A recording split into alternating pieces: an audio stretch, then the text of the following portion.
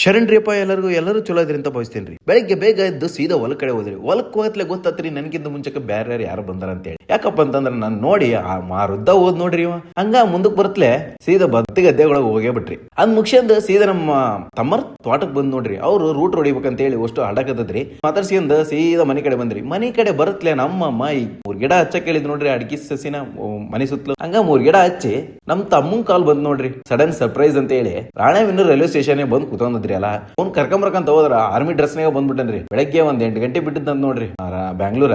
ಅವ್ನ್ ಕರ್ಕೊಂಡ್ ಬರೋಕರ ಅಲ್ಲೇ ನಮ್ಮ ಮಾವನ್ ಗಾಡಿ ಐತ್ರಿ. ನಮ್ಮ ಮಾವನ್ ಗಾಡಿ ತಗೊಂಡ್ ಬರೋಗತ್ರಿ ಬುಲೆಟ್. ನಾವ್ ಹೊಡಿತೀನಿ ಅಂದ ಗಾಡಿ ಇಸ್ಕಂದ್ರಿ. ಹೊಡ್ಕಂತ ಬಂದ್ರಿ. ನನ್ ಬೈಕ್ ತಗೊಂಡ ಅಲ್ಲೇ ಬಿಟ್ಟು ನನ್ ಬೈಕ್ ತಗೊಂಡ ಸೀದಾ ನಮ್ಮ ಊರ್ ಕಡೆ ನಾವು ಬಂದ್ರಿ. ಊರ್ ಕಡೆ ಬರತ್ಲೆ ಅಲ್ಲ ನಮ್ಮ ಮೈಕ್ರೋಲಿಸ್ಟ್ ಅಲ್ಲ ಮದುವೆ ಫಂಕ್ಷನ್ ಗೆ ಹರಿಯಾರದಾಗ ಒಂದ್ ಮದುವೆ ಫಂಕ್ಷನ್ ಇತ್ರಿ. ಆ ಮದುವೆ ಫಂಕ್ಷನ್ ಎಲ್ಲ ರೆಡಿ ಆಗಿ ಕುತ್ಕೊಂಡ್ರಿ. ಅವ್ನ್ ಕರ್ಕೊಂಡ ಸೀದಾ ಮದುವೆ ಫಂಕ್ಷನ್ ಹೋದ್ರಿ. ಯಾವ್ದಪ್ಪ ಮದುವೆ ಅಂತಂದ್ರ ನಮ್ ಜೊತೆಗೆ ವರ್ಕ್ ಮಾಡಿದ ಒಂದ್ ಸೀನಿಯರ್ ಮೈಕ್ರೋಲಿಸ್ಟ್ ಅಂದ್ರಿ. ಹಂಗ ಮದುವೆ ಮುಗಿಸ್ಕೊಂಡು ಮಲ್ಯ ಮುಡದಾಗ ಬೇಸಾಗ ಬಾಳೆದಲ್ಲಿ ಊಟ ಮಾಡಿ 3 ಕಡೆ ಬಂದಿವ್ರಿ. ಇಲ್ಲಿಗೆ ಈ ವಿಡಿಯೋ ಮುಗಿಸ್ತೇನ್ರಿ. ನೆಕ್ಸ್ಟ್ ವಿಡಿಯೋದಾಗ ಸಿಗಂತ ತಗಳ್ರಿ ಹಂಗಾದ್ರ.